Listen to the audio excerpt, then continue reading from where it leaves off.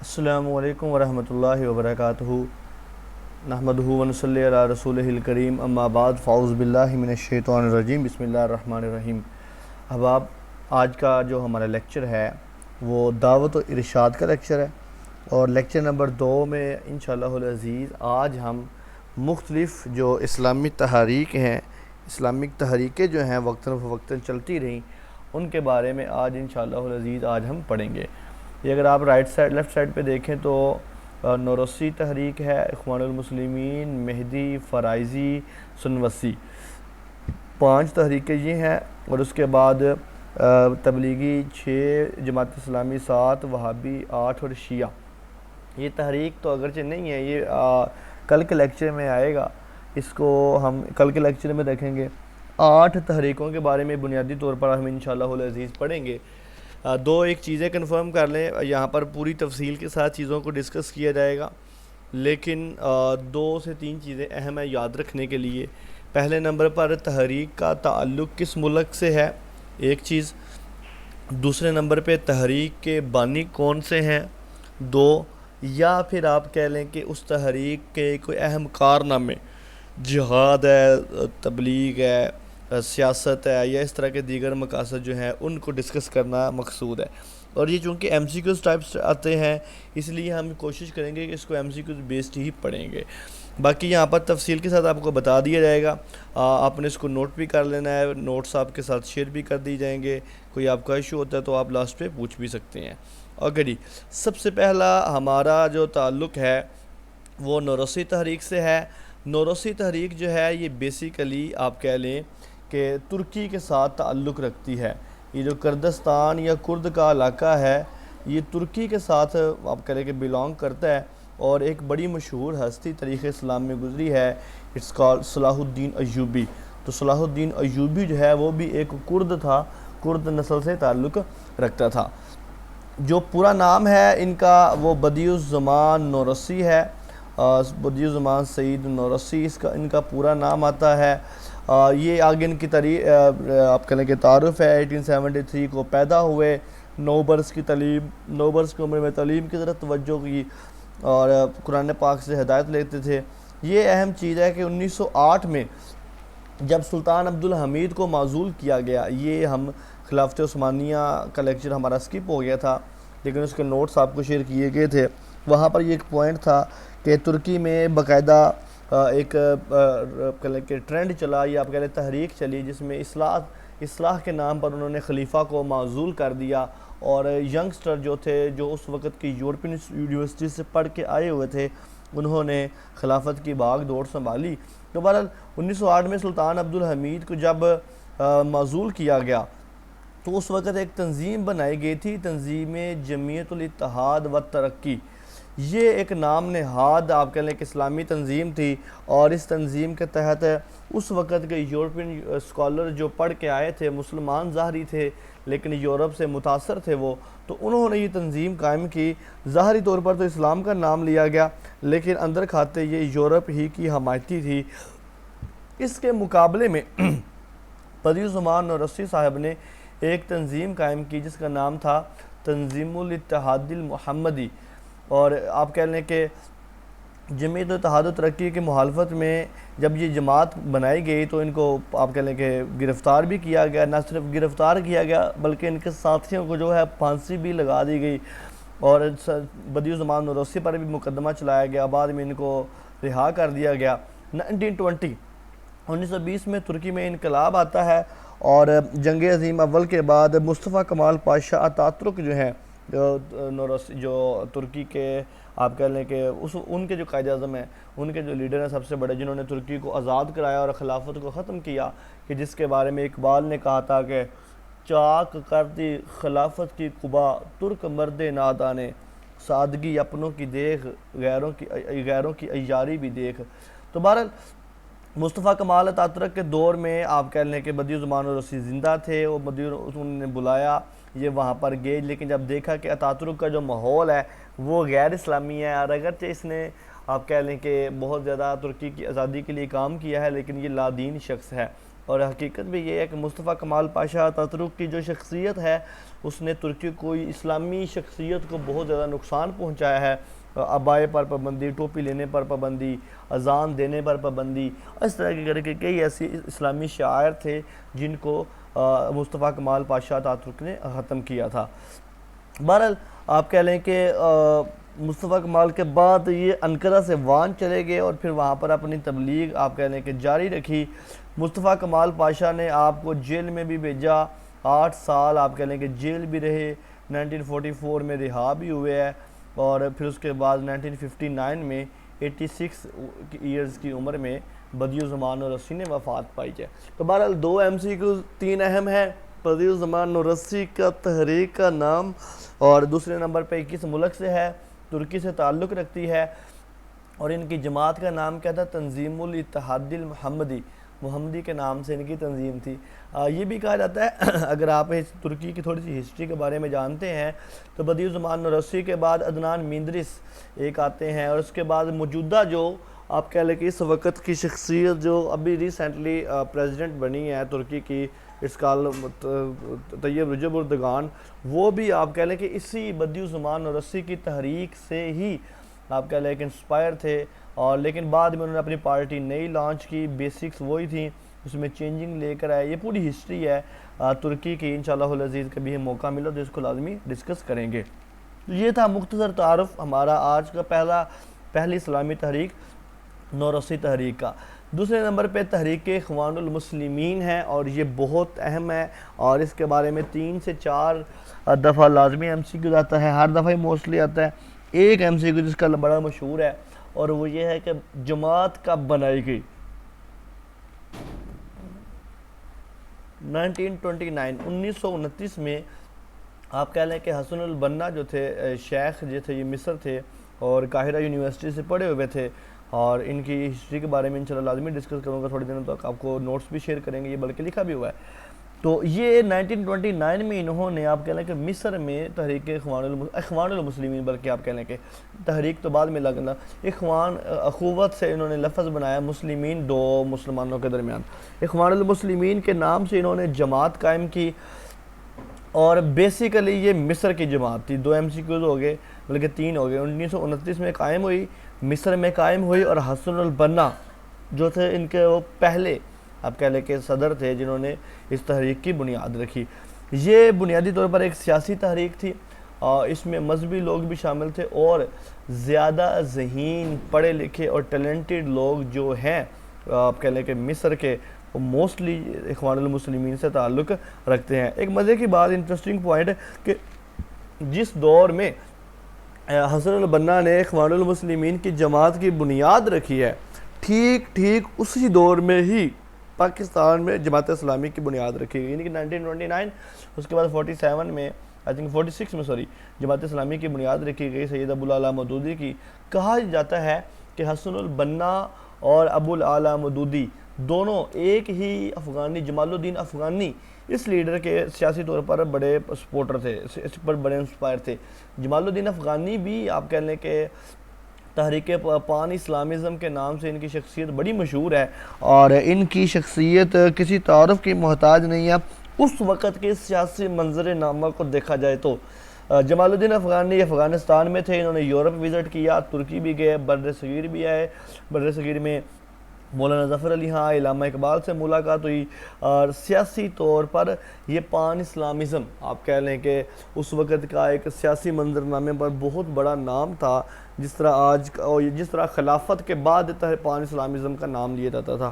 تو ان 2 بڑی جماعتوں کے پیچھے، یعنی کہ اخوان المسلمین اور جماعت اسلامی کے پیچھے یہ کہا جاتا ہے کہ حسن البنا اور جمال الدین افغانی کا آپ کہہ لیں کہ بہت بڑا نام تھا.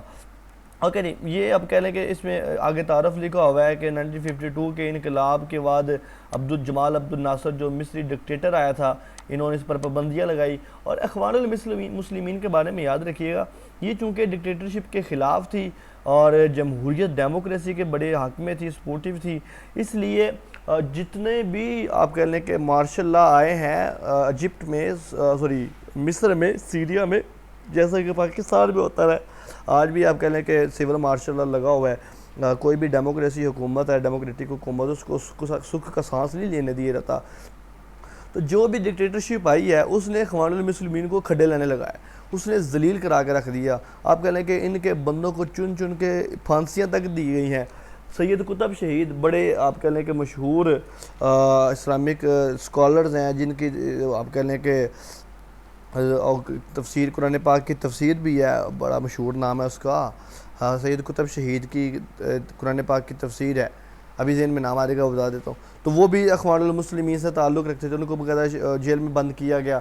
یعنی کہ اسلام نظریات کے مخالف جو تھا اس نے اس پارٹی کو، اخوان المسلمین کو کھڈے لانے لگایا ہے، اور اس کے بندوں کو چن چن کے قتل کیا گیا ہے، پھانسی لگائی گئی ہے اور جیلوں میں بند کیا گیا ہے. اصل میں وجہ یہ تھی کہ اس پارٹی کے جو لوگ تھے وہ مذہبی تھے، اور مذہبی کے ساتھ ساتھ وہ دنیا کا پڑے ہوئے بھی تھے. یعنی کہ دیکھیں آج کل میں آپ کو اگزامپل کے طور پہ سمجھاتا ہوں. موجودہ دور میں اس وقت ایک آپ کہہ لیں کہ ایک جماعت ہے TLP، وہ مچھی جماعت ہے، اور آپ کہہ لیں کہ اس کے پیروکار بڑے اچھے ہیں. میں کوئی تنقید نہیں کر رہا اور نہ میں کسی پر حرف اٹھا رہا ہوں، لیکن ایک چھوٹا سا اگر آپ انالیسس کریں نا تو آپ کو انالیسس میں یہ فرق آئے گا کہ TLP کے جو سپورٹر ہیں وہ آپ یہ سمجھیں کہ وہ چھوٹی کیٹیگری سے تعلق رکھتے ہیں، اور اس کے برعکس اگر آپ دیکھیں PTI کے سپورٹر وہ ایلیٹ کلاس سے تعلق رکھتے ہیں. مثال کے طور پہ PTI کا کوئی احتجاج ہوتا ہے تو آپ دیکھتے ہیں اس میں لینڈ کروزر، فارچونر اور 4x4 ویگو ڈالے بہت زیادہ ہوتے ہیں، اور وہ اپنے خرچے پہ جاتے ہیں. اور TLP بھی مذہبی جماعت ہے، اور اس کے جو لوگ ہیں وہ بھی نکلتے ہیں، لیکن وہ مذہبی شدت پسندی کی وجہ سے نکلتے ہیں. یعنی کہ ان کو ان کا مذہب موٹیویٹ کرتا ہے لے کے جانے کی طرف. جماعت اخوان المسلمین جو ہے اس جماعت میں، اور اگر آپ موجودہ دور میں جماعت اسلامی کو دیکھیں پاکستان میں، تو ان دونوں میں ایک چیز کمپیریزن ہے کہ ان کے جو کینڈیڈیٹس ہیں، ان کے جو ورکر ہیں وہ ایجوکیٹڈ بھی ہیں پلس وہ مذہبی بھی ہیں. یعنی کہ ایجوکیٹڈ سے مراد یہ نہیں ہے کہ وہ ان پڑھ نہیں ہے، مطلب یہ ہے کہ وہ دنیا کا زیادہ پڑھے ہوئے ہیں. مثال کے طور پہ آپ جماعت اسلامی کی کسی بھی سینیٹرز کی، کسی بھی ورکر کی، کسی بھی صوبائی کینڈیڈیٹ کی یا پروویژنل یا فیڈرل کینڈیڈیٹ کی اگر آپ اس کی ہسٹری اٹھا کے دیکھیں تو وہ آپ کو ویل ایجوکیٹڈ ملے گا. آپ کو جماعت اسلامی کا کوئی بھی بندہ ماسٹر ڈگری ہولڈر سے کم نہیں ملے گا. ایون کہ PhD اسکالرز ریگولر ڈاکٹر آپ کو ملیں گے. ڈاکٹر اسرار احمد صاحب بڑے وہ MBBS ڈاکٹر تھے. اسی طرح منور حسن صاحب ہے، سراج الحق صاحب ہیں، یہ اکانومسٹ کے ماہر ہیں. یعنی کہ مطلب کہنے کا یہ ہے کہ اسی طرح اخوان المسلمین کی جو جماعت تھی، اس جماعت کے لوگ بھی پڑھے لکھے بھی تھے، دنیا بھی جانتے تھے، دین بھی جانتے تھے. اور چونکہ یہ دونوں چیزوں کو جب پیرالل لے کے چلا جاتا ہے تو تب بھی ترقی کی جاتی ہے. اور یہ چیز جو ہے وہ یورپ کو، اور آپ کہہ لیں کہ یہ چیز جو ہے نان مسلم کو ہضم نہیں ہوتی. اس لیے ایسے ملکوں میں جس طرح کی ایسی لیڈرشپ ہو اس کو آگے آنے ہی نہیں دیا جاتا، اور اگر وہ آگے آ جائے تو اس وقت کے ڈکٹیٹر گماشتوں کو بھیج کر اس پارٹی کو کھڈے لانے لگایا جاتا ہے، جس طرح کہ اخوان المسلمین میں ہوا. اور مزے کی بات آپ چیک کریں کہ پاکستان میں اتنا زیادہ ووٹ بینک ہونے کے باوجود بھی جماعت اسلامی کا آپ کو کہہ لیں کہ وہ آگے نہیں آنے دے رہے، حکومت میں نہیں آنے دے رہے. اور ریسنٹلی اگر آپ دیکھیں کہ جو آئی تھنک جون میں ہی، ابھی ریسنٹلی 3-4-5 دن پہلے آئی تھنک، ابھی کنفرم نہیں ہے، جون میں جو کراچی کے میئر کے الیکشن ہوئے ہیں تو واضح اکثریت تھی آپ کہہ لیں کہ جماعت اسلامی کی، اور جماعت اسلامی کے ساتھ جب PTI نے اتحاد کر لیا تو آپ کہہ لیں کہ اس صورتحال کو دیکھتے ہوئے اس کا کراچی کا میئر جو تھا وہ آپ کہہ لیں کہ جماعت اسلامی کے مخالف پیپل پارٹی کا لگ گیا. یہ کیا وجہ ہے؟ وجہ اس کے پیچھے یہ ہے کہ ان کے تھاٹس جو ہیں، نظریہ جو ہے وہ اسلامی کو آگے نہیں آنے دیتے.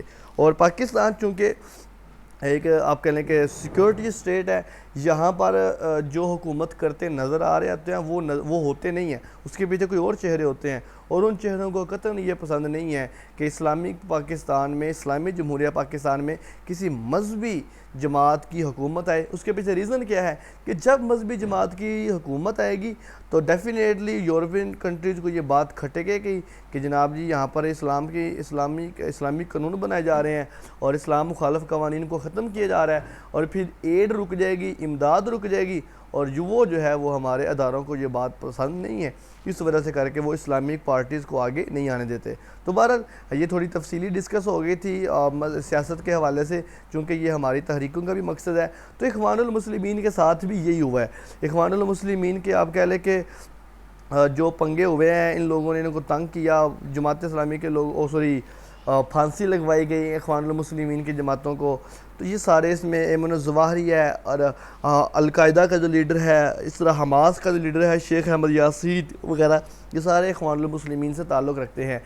ریسنٹلی سید محمد مرسی تھا جو مصر میں باقاعدہ ووٹنگ کے ذریعے اخوان المسلمین کی طرف سے آئے, اور یہ جو تھے آپ کہہ لیں کہ خالص اسلامی نظریات کو رکھنے والے تھے. انہوں نے اسرائیل کی سرحد کو بند کیا, تیل کے معاملات کو ختم کیا, اور نہر سویز کے معاملے پر بڑے ایسے کہ اسلامی کام کیے, جس وغیرہ سے کر کے جنرل عبد الفتاح السیسی نے, ان ڈکٹیٹر نے مارشل لا لگایا, سید محمد مرسی کو انہوں نے جیل میں ڈالا اور بعد میں پھانسی لگوا دی گئی, اور جیل میں ڈالا گیا, اور پھر یہ جیل میں ہی ہارٹ اٹیک کی وجہ سے وفات پائی. ریسنٹلی جو لاسٹ ان کے اخوان المسلمین کے لیڈر تھے وہ آپ کہہ لیں کہ سید محمد مرسی تھے. اوکے جی, اس کے بعد تیسرے نمبر پہ جو تحریک ہے وہ مہدی تحریک ہے سوڈان کی. یہ ایم سی کیوز ہے. محمد احمد بن سید عبداللہ ان کا اصل نام تھا, اور مصری حکمران جو تھا محمد علی پاشا. یہ اصل میں جو سوڈان کے, اگر آپ اس کو بیک گراؤنڈ کو سمجھیں نا, تو سوڈان کے ایک طرف مصر بھی چلتا ہے, مصر کے ساتھ ساتھ دوسری طرف اس کے آپ کہہ لیں کہ لیبیا بھی لگتا ہے سوڈان کو. تو یہ اس درمیان رگڑے گئے ہیں. یہ چونکہ ایریا جو ہے یہ صحرائی علاقہ ہے, اور اس صحرائی علاقے میں یہ تحریک بڑی مضبوط ہوئی ہے. اور مزے کی بات یہ ہے کہ اس آپ کہہ لیں, یہ ایک ایم سی کیو بھی پہلے آپ کلیئر کر لیں کہ حلقہ زاویہ جو ہے وہ کس کی اصطلاح ہے, وہ زاویہ اس کی نہیں ہے, وہ سنوسی تحریک کی ہے.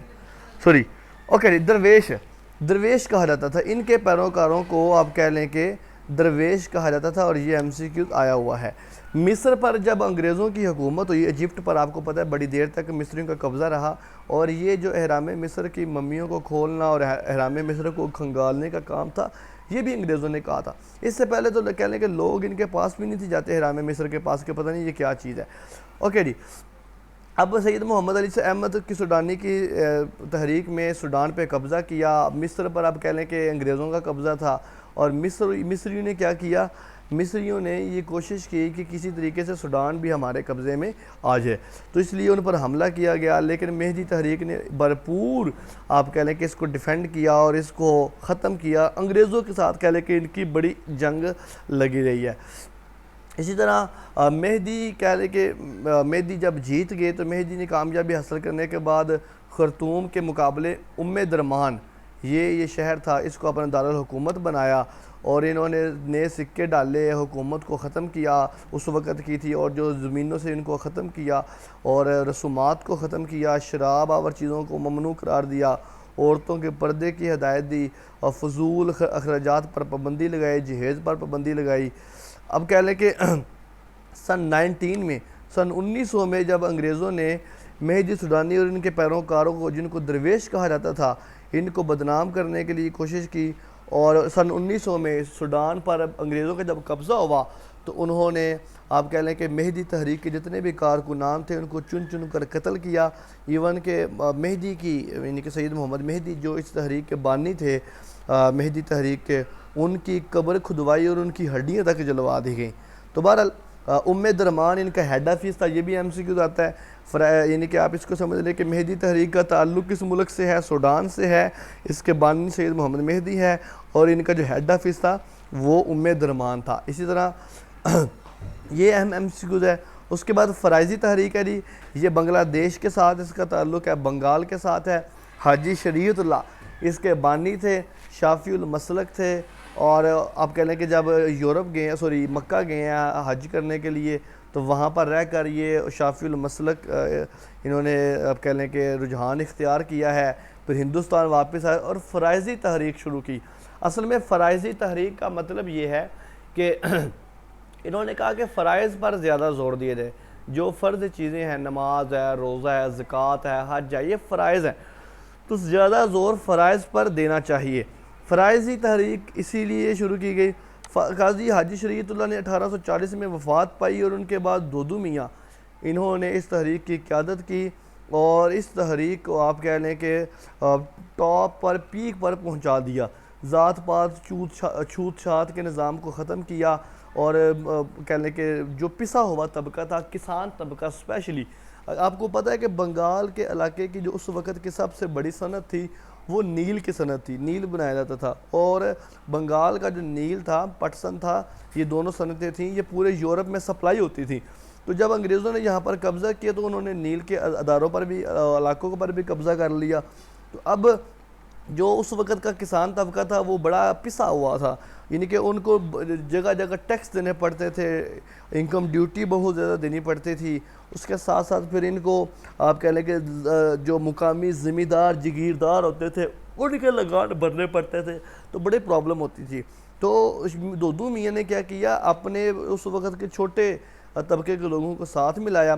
لیکن مسئلہ یہ ہوا کہ اس وقت کے جو انگریز مخالف تھے وہ تو مخالف تھے ہی، ہندو بھی اس کے مخالف ہو گئے، کیونکہ دودو میاں جو تھے یہ سود کے سخت مخالف تھے.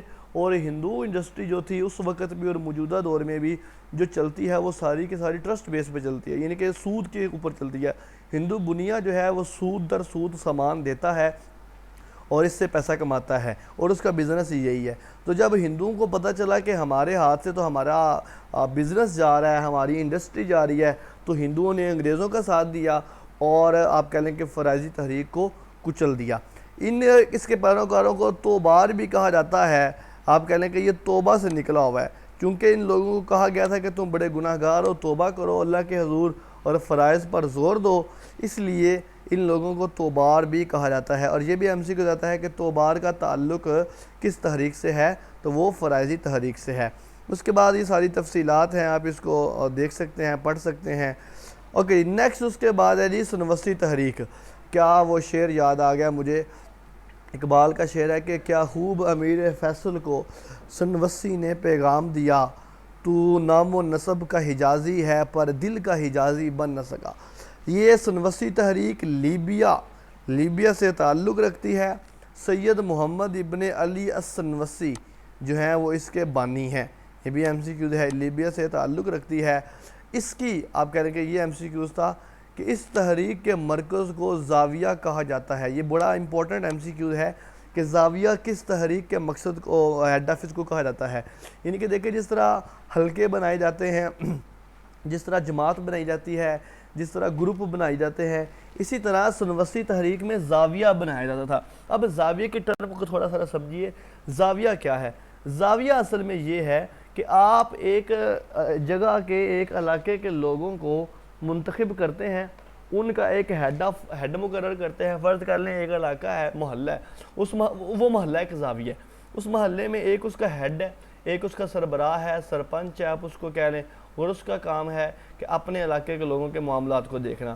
پھر انہوں نے کیا کیا، یہ چونکہ لیبیا کا علاقہ صحرائی علاقہ ہے، انہوں نے وافر پانی پہنچا کر اس علاقے کے آپ کہہ لیں کہ لوگوں کو پانی وافر پہنچایا، اور پھر اس علاقے میں انہوں نے کاشتکاری کی، کھیتی باڑی کی، اور لوگوں کو ویل ایجوکیٹ کیا، لوگوں کو ویل ڈسپلن کیا، لوگوں کو تعلیم سکھائی. یہ زاویہ کا مقصد تھا. سب سے پہلا جو زاویہ ہے وہ مکہ مکرمہ میں آپ کہہ لیں کہ قائم کیا گیا. یہ آپ کہہ لیں کہ ہر زاویہ اقتصادی، یہ تفصیل لکھی ہوئی ہے، آپ اس کو دیکھ سکتے ہیں. سنوسیوں کے جو مرکز تھے جن کو زاویہ کہا جاتا ہے. اچھا، یہ تحریک جو ہے محمد بن عبد الوہاب کی تحریک سے آپ کہہ لیں کہ اس کے ہم عصر ہے. یہ وہابی تحریک ہے، محمد بن عبد الوہاب کے، اس کے بارے میں بھی پڑھیں گے. اب موجودہ دور میں جن کو اہل حدیث بھی کہا جاتا ہے، وہابی بھی کہا جاتا ہے، یہ آگے اس کے بارے میں تفصیل آ رہی ہے. اچھا، محمد مہدی جو تھے، سید محمد مہدی، انہوں نے کیا کیا، انہوں نے پہلا جو تھا اس کا ہیڈ آفس، یہ بھی MCQ آتا ہے، وہ تھا جگبوب. یہ ایک مٹھڑی کا میں ہائی لائٹ کر دوں. جگبوب کا جو مرکز ہے یہ شہر ہے. یہ بڑا امپورٹنٹ MCQ ہے کہ کس تحریک نے اپنا ہیڈ آفس جو ہے وہ جگبوب بنایا. یہ لیبیا میں موجود ہے، اور باقاعدہ آج جگبوب یونیورسٹی بھی موجود ہے جو کہ محمد بن علی السنوسی کی قبر کے اوپر بنائی گئی ہے. بہت بڑی یونیورسٹی ہے. اچھا، مزے کی بات دیکھیے گا، سنوسی تحریک جو تھی یہ پڑھی لکھی تحریک تھی، اور انہوں نے آپ کہہ لیں کہ ایک بہت بڑا سید محمد سنوسی کے صاحبزادے تھے محمد مہدی، انہوں نے آپ کہہ لیں کہ لیبیا کے صحرا میں اس وقت آپ کہہ لیں کہ 8000 کتابیں اکٹھی کی تھیں. یہ بڑی بات ہوتی ہے کہ اس وقت جب کاغذ نایاب ہوتا تھا، ناپید ہوتا تھا، اور خال خال جگہوں پہ پریس ہوتے تھے.